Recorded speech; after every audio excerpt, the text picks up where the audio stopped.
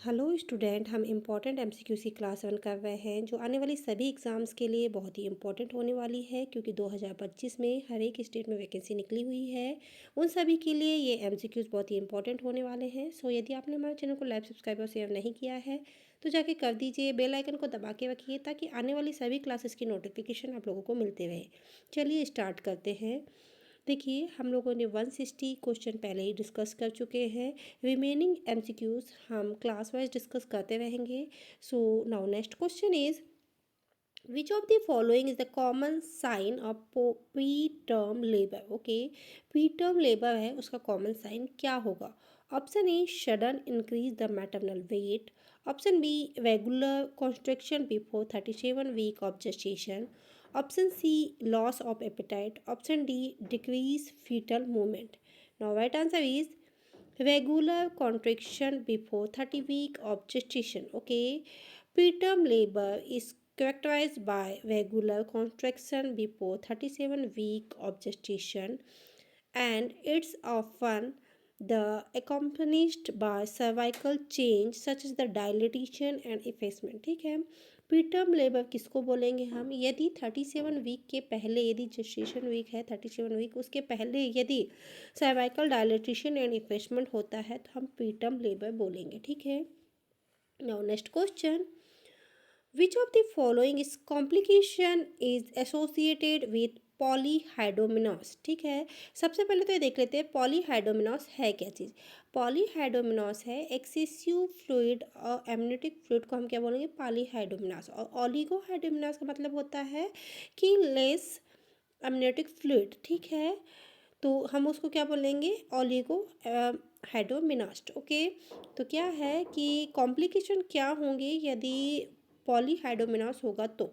Option A preterm labour, option B umbilical cord polyps, option C fetal malpresentation, option D all of the above. Now right answer is all of the above. ठीक है, जो polyhydramnios है associated with the number of complication including preterm labor, umbilical cord polyps, and fetal malpresentation, as the excessive fluid can make fetus move off freely and resulting the abnormal presentation. ठीक है, जो पॉलीहाइड्रोमिनास होगा उसका क्या होगा? Preterm labour होने के chances रहेंगे, अम्लाइकल कॉर्ड पॉलिप्स होने के चांसेस रहेंगे, और क्या होगा? फीटल माल प्रेजेंटेशन होगा। ठीक है, next question, which of the following is the classic symptom of the atopic pregnancy. ठीक है, एटॉपिक प्रेगनेंसी है, उसका क्लासिक सिम्टम क्या होगा? Option A severe abdominal pain and vaginal bleeding, option B sudden weight gain, option C severe back pain without other symptom, option D sudden increase the fetal movement. तो क्या होगा? Severe abdominal pain and vaginal bleeding. ठीक है, यदि atopic pregnancy है तो हमको क्या देखने को मिलेगा? Severe and Altered abdominal pain, vaginal bleeding. Okay, इसके साथ में क्या होगा? डिजीनेस होगी और शॉक की कंडीशन होगी। इसके साथ साथ क्या हो सकता है? ट्यूब रप्चर हो सकती है। Now next question, what is the most effective to assist fetal position during labour. Okay, तो फीटल लेबर के समय में फीटल पोजीशन असिस्ट करने के लिए इफेक्टिव मेथड कौन सी है?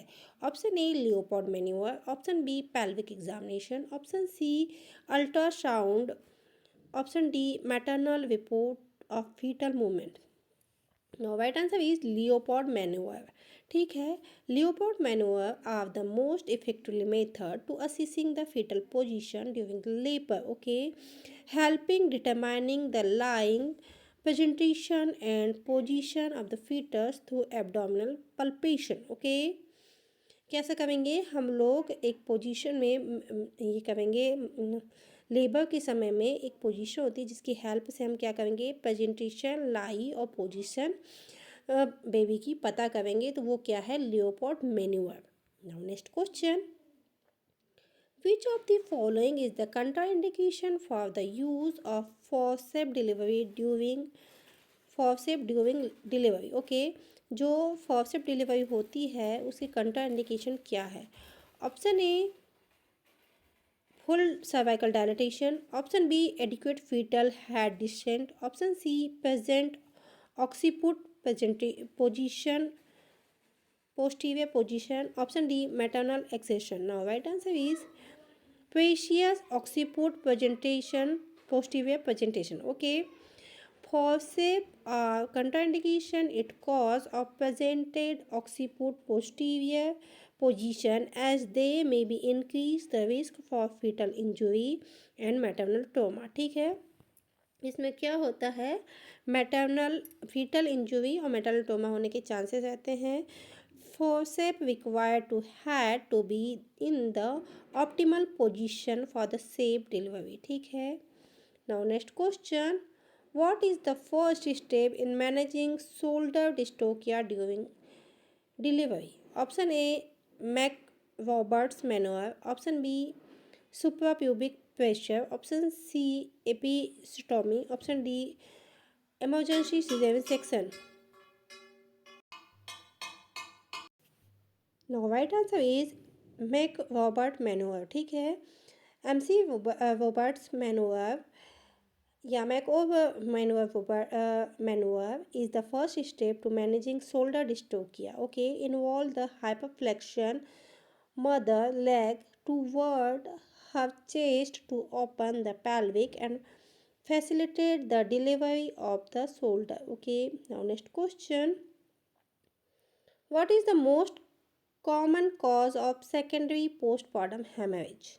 Option A, uterine atony. Option B, retained placenta or placenta fragments. Option C, cervical liquefaction. Option D, uterine inversion. Now right answer is retained placenta and placental fragment. Okay, secondary postpartum hemorrhage is the most often cause of retained placenta, a placental fragment which can be prevent the uterus from contraction properly and lead to the continuous bleeding. Okay, यदि क्या होता है कि placenta और placenta के fragment यदि uterus में है तो वो क्या करेंगे, क्या लीड करेंगे, सेकेंडरी पोस्टपार्टम को कॉज करेंगे. ओके, इससे क्या होगा, कंटिन्यूस ब्लीडिंग चलती रहेगी. Now next question.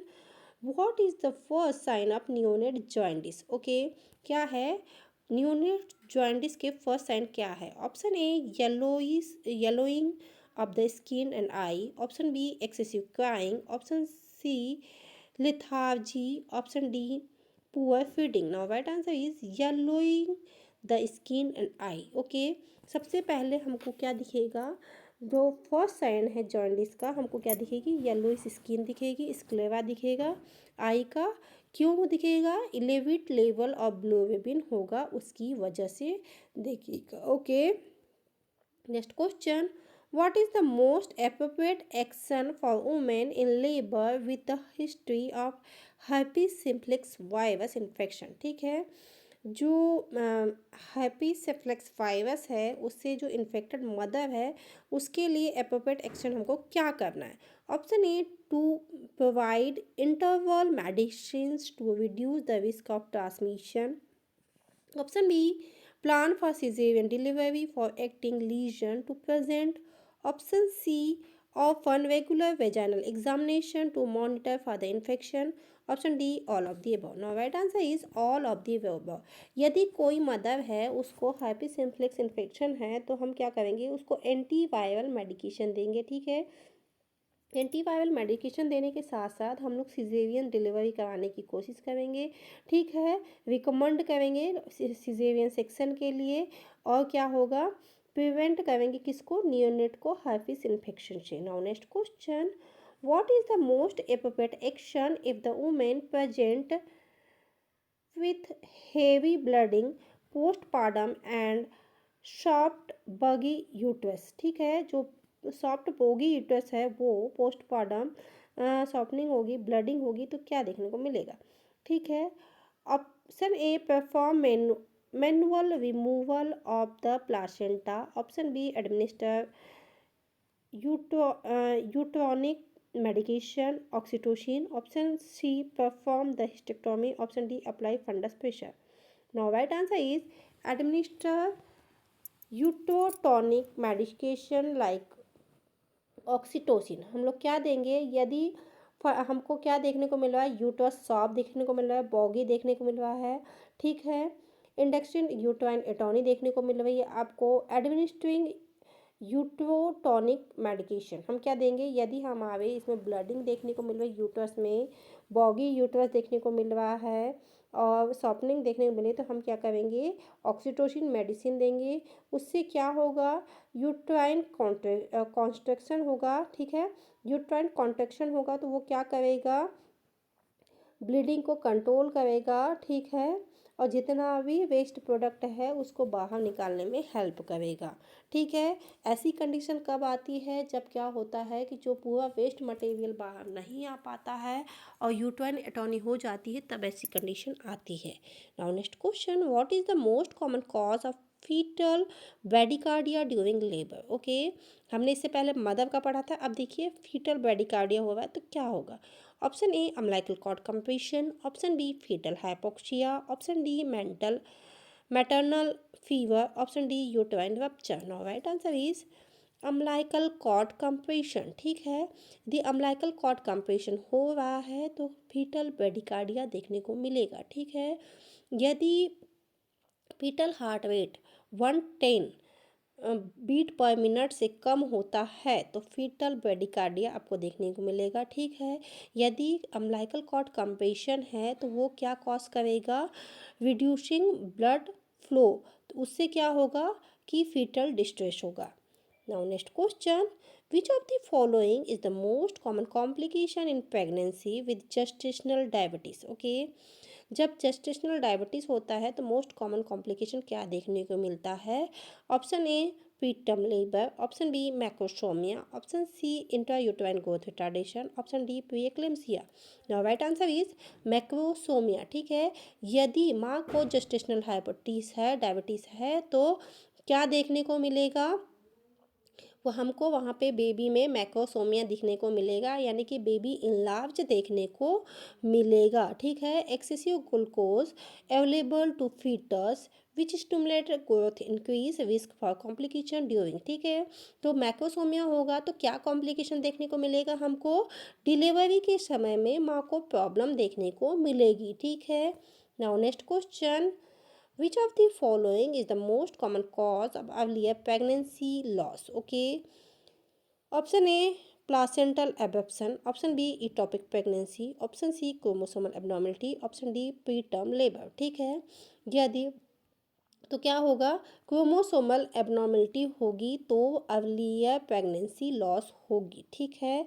Chromosomal abnormality are the most common cause of the earlier loss according for the about 50% the first trimester miscarriage, ठीक है। फर्स्ट ट्राइमेस्टर में जितने भी मिसकैरेज होते हैं वो सारे किसकी वजह से होते हैं, क्रोमोसोमल एबनॉर्मलिटी की वजह से। Now next question, what is the most common cause of low back pain in pregnancy? Okay, pregnancy के समय में लो बैक पेन होता है, उसका कारण क्या होता है। ऑप्शन ए स्केटिया, option B round ligament pain, option C lumbar lordosis, option D uterine fibrosis. Now right answer is lumbar lordosis, ठीक है। Low back pain during pregnancy is the most common due to the increased lumbar lordosis coverage of the lower spine which occur the body compression for the growth of uterus, ठीक है। क्या होगा कि जो curvature आपको देखने को मिलेगा स्पाइन का वो इनर साइड में होने लगेगा, इस वजह से लोअर बैक पेन देखने को मिलता है। Next question, what is the primary reason for the performing a cervical examination during the labour, ठीक है। सर्वाइकल एग्जामिनेशन करते हैं लेबर के समय में, उसका प्राइमरी रीज़न क्या होता है। Option A to determine the baby position, option B to assist the progress of labour, option C to check the fetal heart rate, option D to measure the length of cervix. Now right answer is to assist the progress of labour, ठीक है। हमारा सबका कहना है कि जब तक 10 centimetre dilatation नहीं होगा तब तक बेबी आउट नहीं होगा। तो हम जब सर्वाइकल एग्जामिनेशन करते हैं तो हम क्या चेक करते हैं कि जो सर्वाइकल डायलिटेशन कितना हुआ है या लेबर की प्रोग्रेस क्या हुआ, ठीक है। यानी कि कहना चाहिए कि कितने स्टेशन पे हमारा बेबी आ चुका है, ठीक है। Cervical dilatation, effacement, fetal station, ये सारी चीज़ हम देखते हैं, ठीक है। और उसी के अकॉर्डिंग आगे का मैनेजमेंट हम तय करते हैं। Next question, which of the following condition is associated with an increased risk of postpartum depression? Option A, history of cesarean section. Option B, advanced maternal age. Option D, option C, lack of social support. Option D, excessive weight gain during pregnancy. ठीक है, तो क्या बोल रहा है question, जो increase risk होता है पोस्टपार्टम डिप्रेशन का वो क्यों होता है, तो वो होता है लेक ऑफ सोशल सपोर्ट, ठीक है। जितने भी यदि माँ पहले से ही डिप्रेशन में बह रही है या उसको पहले से ही मेंटल प्रॉब्लम है, इस कंडीशन में प्रेगनेंसी हुई, लेबर हुआ, तो माँ का जो सोशल स्टेटस, वो कहना चाहिए कि मेंटल स्टेटस जो है वो थोड़ा सा अनबैलेंस हो जाता है। और इस समय यदि सोशल सपोर्ट नहीं मिलता, स्पेशली यदि उसके पार्टनर का सपोर्ट नहीं मिलता, फैमिली मेम्बर्स का सपोर्ट नहीं मिलता, फ्रेंड्स का सपोर्ट नहीं मिलता, तो मदर क्या है, पोस्टपार्टम डिप्रेशन में या पोस्टपार्टम साइकोसिस में जा सकती है, ठीक है। Next question, which of the following is the common complication of the multiple gestation? The multiple gestation है तो कॉमन कॉम्प्लिकेशन आपको क्या देखने को मिलेंगे? Option A, postpartum haemorrhage. Option B, postterm birth. Option C, gestational diabetes. Option D, intrauterine growth retardation. Now right answer is postpartum birth. Okay, multiple gestation such as the twins and triplets significant increase the risk for preterm labor and birth due to the increase of demand of the uterus and placenta, ठीक है। तो क्या होगा, जब multiple gestation होगा तो क्या होगा, प्रीटर्म होने के चांस रहेंगे। क्यों रहेंगे, क्योंकि यूट्रस और प्लासेंटा पे ज़्यादा प्रेशर पड़ेगा, ठीक है, इस वजह से। Now next question, what is the most appropriate intervention for the woman in labor who is experiencing the ruptured membrane with the no fetal heart rate? ठीक है, यदि कोई मदर है या वुमेन है, वो लेबर एक्सपीरियंस कर रही है, उसकी मेम्ब्रेन क्या है, रप्चर हो चुकी है, बट फीटल हार्ट रेट नहीं है, तो क्या करेंगे, ठीक है। Option A, immediate caesarean section. Option B, attempt vaginal with forcep. Option C, wait for the spontaneous delivery. Option D, perform the fetal scalp electrodes placement. तो क्या करेंगे, यदि ऐसी कंडीशन है, क्या हुआ है कि मेम्ब्रेन रप्चर हो चुकी है, बच्चे की हार्ट बीट नहीं आ रही है, तो हम क्या करेंगे, इमीडिएट सिजेरियन सेक्शन करेंगे। ओके, अब क्यों करेंगे immediate caesarean section, to prevent further fetal distress and posterior damage के को प्रिवेंट करने के लिए, ठीक है। Now next question, which of the following is an indication for induction of labour? ठीक है, इंडिकेशन और इंडक्शन ऑफ लेबर क्या है? Option A, maternal hypertension at 39 week. Option B, preterm labour 32 week. Option C, beach presentation 38 week. Option D, caesarean section at 37 week.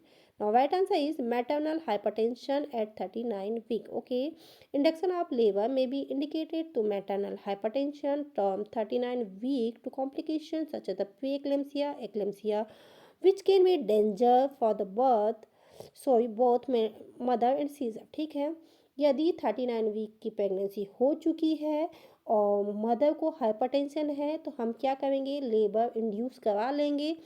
क्यों करा लेंगे, क्योंकि pre eclampsia eclampsia है, तो मदर को जो फर्दर कॉम्प्लिकेशन होगा उससे प्रिवेंट करने के लिए हम क्या कराएंगे, लेबर कंडक्ट कराएंगे, ठीक है। Now next question, which of the following the condition can lead and increase the risk of postpartum haemorrhage? Option A, use of oxytocin during labour. Option B, history of diabetes. Option C, first time pregnancy. Option D, low birth weight baby. ठीक है, तो क्या बोल रहा है question, increase the risk of postpartum haemorrhage, तो कौन सी condition है जिसमें पोस्टपार्टम हेमरेज होने के रिस्क रहेंगे। तो right answer is use of oxytocin during labour. Okay, क्या है? The use of oxytocin specially the high dose if prolonged, ठीक है, increase the risk of postpartum haemorrhage due to the uterine atony और failure of uterus contraction effectively after delivery. ठीक है, यदि हम क्या होता है किसी भी वुमेन को, यानी कि जितना उसका नॉर्मल डोज है उससे ज़्यादा यदि हम ऑक्सीटोसिन लगा देते हैं तो क्या होता है, ऑक्सीटोसिन दे देते हैं तो यूट्राइन एटोनी हो जाती है या यूट्राइन फेल्यूर हो जाता है, यूट्राइन कॉन्ट्रैक्शन फेल्यूर हो जाता है। तो क्या होगा, डिलीवरी के बाद में क्या होगा कि यूट्रस प्रॉपरली कॉन्स्ट्रक्ट नहीं होगा, और यूट्रस कॉन्स्ट्रक्ट नहीं होगा तो क्या होगा कि हमारा पोस्टपार्टम हेमरेज हमको देखने को मिलेगा। क्यों देखने को मिलेगा? क्योंकि जो प्लासेंटा और उसका जितना भी वेस्ट प्रोडक्ट है वो बाहर नहीं आ पाएगा। ठीक है, इसी वजह से। Now next question, what is the main purpose of the performing non stress test during pregnancy. ठीक है, हम प्रेगनेंसी के समय में नॉन स्ट्रेस टेस्ट क्यों करते हैं? ठीक है, option A to check the sign of preterm labor, option B to monitor fetal heart rate and response to the movement, option C to assess the maternal blood pressure, option D to detect the fetal anomalies. Now right answer is to monitor fetal heart rate and response to the movement। ठीक है, हम क्यों check करते हैं non stress test? तो वो है fetal heart rate को ये करने के लिए, मॉनिटर करने के लिए और रिस्पॉन्स को चेक करने के लिए। ठीक है, next question, what is the recommended treatment for the women with a history of RH incompatibility, who is pregnant with an RH positive baby. ठीक है, यदि क्या है कि हम कोई मदर है वो RH इनकम्पेटिबिलिटी की प्रेग्नेंट है तो हम क्या करेंगे, administer RH immunoglobulin at 28 week, option B perform the blood transfusion at birth, option C given at anti D injection to after first trimester, option D no treatment for necessary. So right answer is administer RH immunoglobulin at 28 week. यदि कोई मादर है, पहली history वही है RH incompatibility की, sorry क्या है, RH इनकम्पेटिबिलिटी की पहले से ही हिस्ट्री वही है वुमेन, तो हम क्या करेंगे उसमें RH इम्यूनोग्लोबुलिन के जो एडमिनिस्टर करेंगे।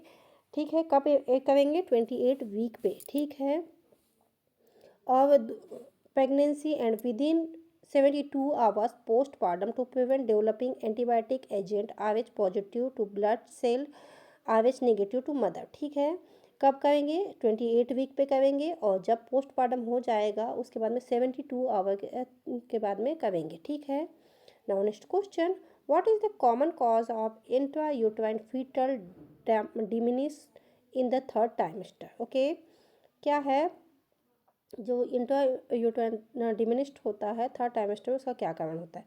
Option A placenta abruption, option B fetal chromosomal abnormality, option C uterine rupture, option D fetal infection. Now right answer is placental abruption. ठीक है, placental abruption which are occur when the placenta separates from the uterine wall prematurely, it leads cause of the fetal death and third trimester. Okay, यदि prematurely यानी कि placenta separate हो जाता है wall से तो क्या हो सकता है, फीटल डेथ हो सकती है। कब, थर्ड ट्राइमेस्टर में। Now next question, which of the following is the common cause of third degree perineal tear during delivery? Okay, use of forceps, option B large baby size, option C epidural anesthesia, option D vacuum assist delivery. Now right answer is large baby size. ठीक है, क्या होगा कि जो third degree perennial tier होता है उसका कारण क्या होता है, large baby. Okay, now next question, which of the following condition is contraindication for the breast feeding? ठीक है, ऐसी कौन सी कंडीशन है जिसमें ब्रेस्ट फीडिंग कंट्राइंडिकेटेड रहती है? Option A mastitis, option B postpartum haemorrhage, option C HIV infection in mother, option D vaginal delivery. तो क्या है, क्या होगा, जो HIV इन्फेक्शन मदर को होता है उस समय हम क्या करते हैं, ब्रेस्ट फीडिंग कंट्रा इंडिकेटेड रहते हैं और क्या देते हैं, बेबी को फार्मूला फीडिंग करवाते हैं। क्यों? सेफ क्या होगा, इसी क्यों कराते हैं कि ट्रांसमिशन बच्चे को भी HIV वायरस का ना हो, इसीलिए। सो स्टूडेंट, ये थे मोस्ट इम्पॉर्टेंट OBG के MCQ जो हम लोगों ने डिस्कस किए, जो आने वाले सभी एग्जाम्स के लिए बहुत ही इंपॉर्टेंट होने वाले हैं। सो यदि आपने हमारे चैनल को लाइक सब्सक्राइब सेव नहीं किया है तो जाके कर दीजिए, बेल आइकन को दबा के रखिए ताकि आने वाली सभी क्लासेस की नोटिफिकेशन आप लोगों को मिलती रहे। Thank you for watching.